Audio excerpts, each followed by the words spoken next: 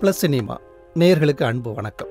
இந்த வருடத்தின் சிறந்த படங்கள் லிஸ்ட்டில் முக்கியமான இடத்தை பிடிச்சிருக்கிறது டூரிஸ்ட் ஃபேமிலி. விசரன் மாதிரி கதைச்சு கொண்டு இருந்தார், குனியை வச்சு சுற்றுவாங்களடா. பொழுதுபோக்காக மட்டும் இல்லாமல் மனிதத்தை பேசுகிறதாலேயே மக்கள் இதை அமோகமாக கொண்டாடுறாங்க. எந்த ஒரு சலனமும் இல்லாமல் மே 1ஆம் தேதி ரிலீஸ் ஆகி வேர்ட் ஆஃப் மவுத் மூலமாக மட்டுமே பெரும் வெற்றி அடைஞ்சிருக்கு. இதில் நடிச்சிருக்கிற சசிகுமார், சிம்ரன், அவங்களோட மகன்களால் நடிச்சிருக்கிற மிதுன், ஜெய்சங்கர் மற்றும் கமலேஷ் இயல்பாக நடித்து மக்கள் மனசை கவர்ந்துருக்கிறாங்க. பிழைப்புக்காக ஸ்ரீலங்காவிலிருந்து தமிழ்நாட்டுக்கு வர குடும்பம் என்னென்ன கஷ்டங்களை எப்படியெல்லாம் சமாளிக்கிறாங்கன்ட்டு நகைச்சுவையாகவும் லைட் ஹார்ட்டடாகவும் காமிச்சிருக்கிறாங்க. குணச்சித்திர வேடங்களில் எம்எஸ் பாஸ்கர், யோகி பாபு மிக சிறந்த நடிப்பை வெளிப்படுத்தியிருக்கிறாங்க. காஃபி அண்ணா உங்களுக்கு. அரசியல் சூழல்னாலே எப்போவுமே ஈழத்தமிழர்களை பற்றி வர படங்கள் சென்சார் கடுமையாக விமர்சிப்பாங்க.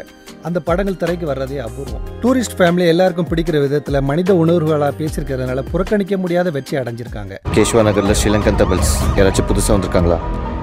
இவ்வளவு நாள் அதிக கலெக்ஷன் பார்த்த சசிகுமாரோட படம் குட்டி புலி சுந்தரபாண்டியன் இப்போ அதையே இந்த டூரிஸ்ட் ஃபேமிலி தாண்டிடுச்சு. 12 கோடி தயாரித்த டூரிஸ்ட் ஃபேமிலி அவங்க வெற்றி பட்டியலில் சேர்த்துருக்காங்க.